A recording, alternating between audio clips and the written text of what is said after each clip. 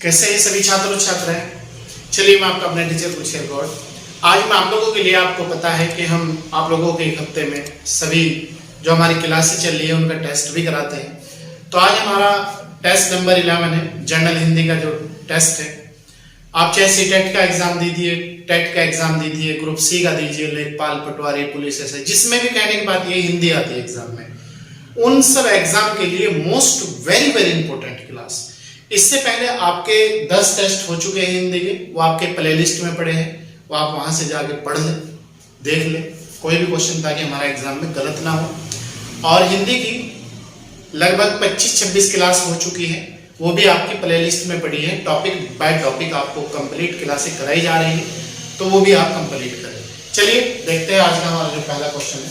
Topic विषय हमारा general Hindi और टेस्ट नंबर 11, ठीक है।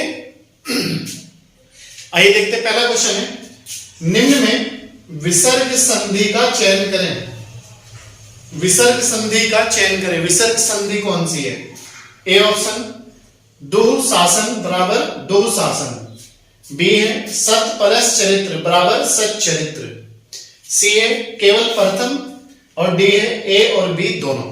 मतलब डी ये कह रहा है कि पहले में भी विसर्ग संधि है और बी में भी विसर्ग संधि है।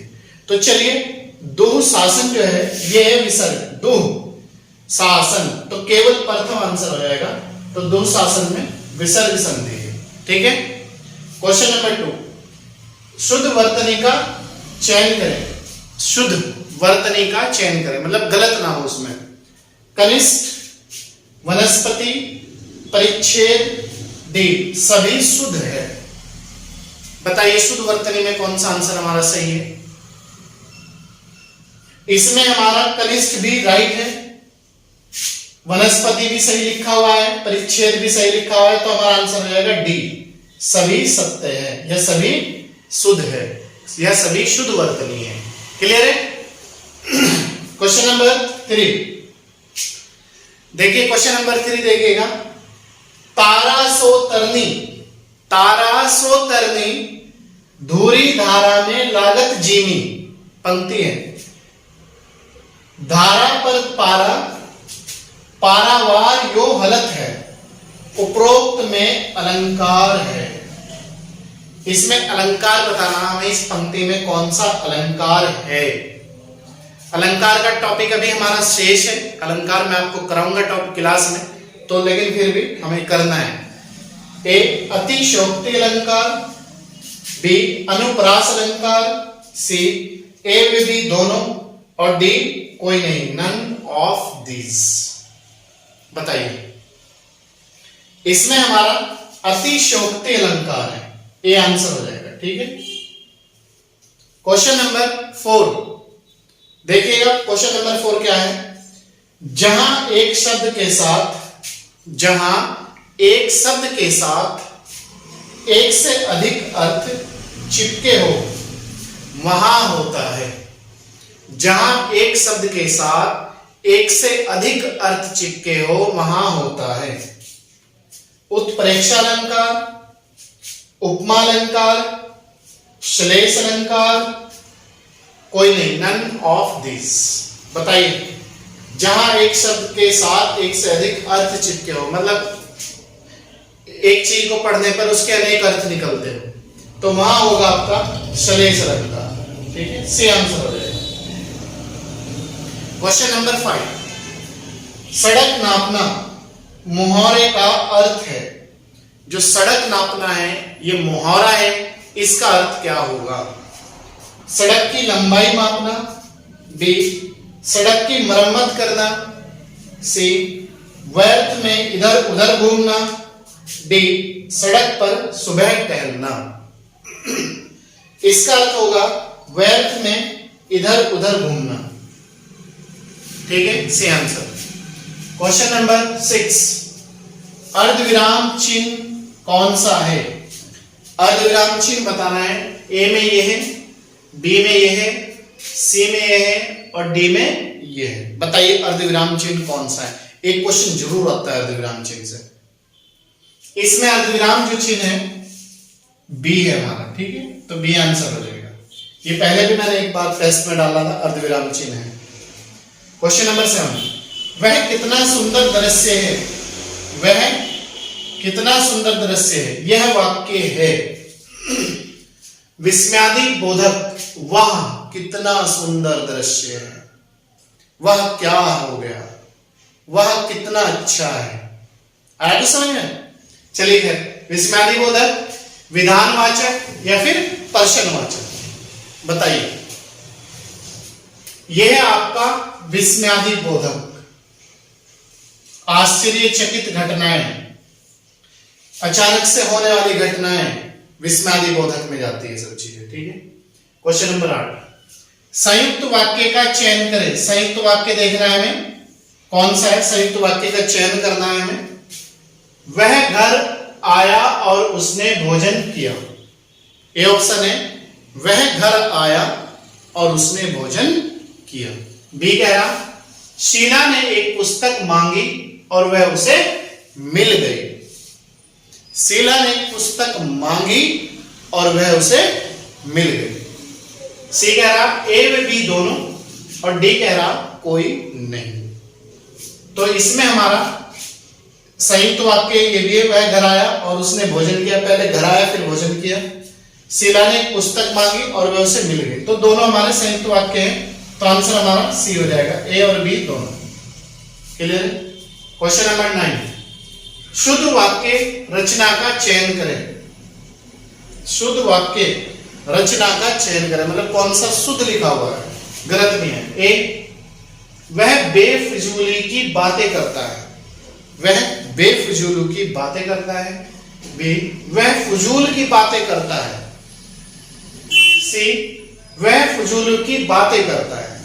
तो बताइए इसमें शुद्ध वाक्य क्या है? इसमें शुद्ध जो वाक्य है वो है बी, वह फजूल की बातें करता है। छोटों की मात्रा आएगी जूल, फजूल की बातें करता है। क्वेश्चन नंबर 10, तीन रंगों का समाहार, जिसे कहते हैं तिरंगा। तो तिरंगा में कौन सा समास है? तीन रंगों का समाहार, चौराहा, तिराहा, नौरतन, त्रिरतन, इस तरह के, ठीक है, पंचरतन।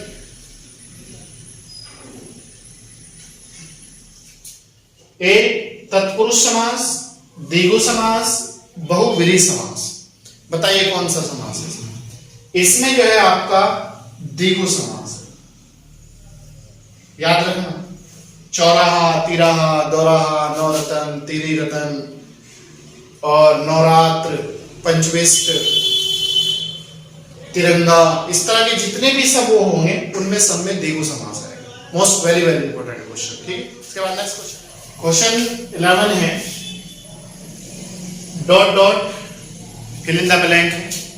किस समास में उत्तर पद प्रधान, मतलब उत्तर पद प्रधान का मतलब उत्तर पद मुख्य होता है और पूर्व पद गौण होता है?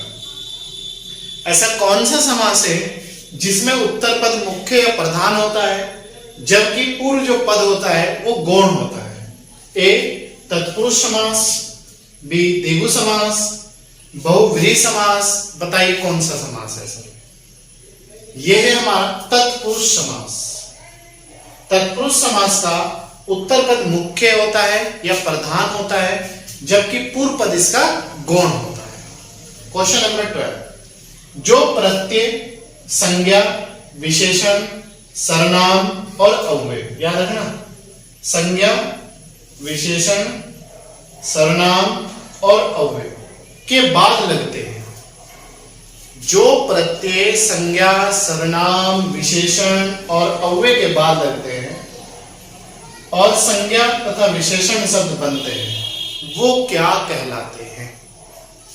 प्रत्युत्तर, तदित प्रत्यय, कर्त प्रत्यय या फिर कोई नहीं? बताइए। वो कहलाते हैं तदित प्रत्यय। क्वेश्चन नंबर 13, सरल वाक्य का चयन करें। सिंपल जो वाक्य है उसका चयन करना है। लास्ट टाइम क्वेश्चन आया था एग्जाम में इस तरह का, तो इस बार हम लोगों ने आपको इस चीज पे ज्यादा बल दिया है, कई क्वेश्चन डाल दिए हैं हमसे पहले जो टेस्ट हो चुके हैं, और आज भी इसमें क्वेश्चन डाल दिया गया है। देखिए ना, मोहन हंसता है, बी शीला आपको अपना बड़ा भाई मानती है। मोहन हंसता है, बी शीला आपको अपना बड़ा भाई मानती है, सी माताजी ने सीमा को एक साड़ी दी, डी उपरोक्त सभी। देखो, इनमें सब में सरल वाक्य का प्रयोग किया गया है, कुछ भी घुमा फिरा के नहीं रखा गया है, तो हमारा आंसर हो जाएगा डी। तो ये सभी सरल वाक्य है। ठीक है, मोहन हंसता है, सिंपल है। माताजी ने सीमा को साड़ी दी, सिंपल है।